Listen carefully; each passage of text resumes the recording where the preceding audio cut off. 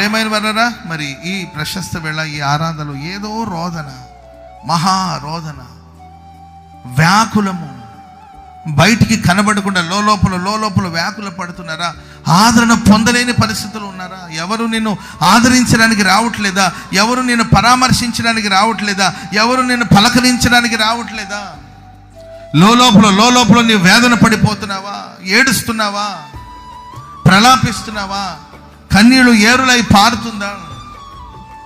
దావీదు భక్తుడు ఆ కన్నీళ్లను మరీ వివరంగా వివరిస్తారండి. తన కన్నీళ్లతో తన పరుపు తడిచిపోయిందంట. ఆ కన్నీళ్ళ వలన, ఆ నీటి వలన, ఆ కన్నీళ్ళ వలన పరుపు నీళ్ళలో కొట్టుకెళ్ళిపోతుందంట.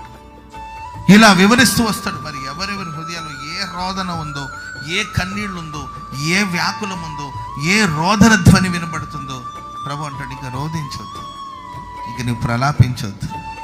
నువ్వు నా కోసం కనిపెడుతున్నావు గనక నీ కార్యం నేను సఫలపరుస్తాను.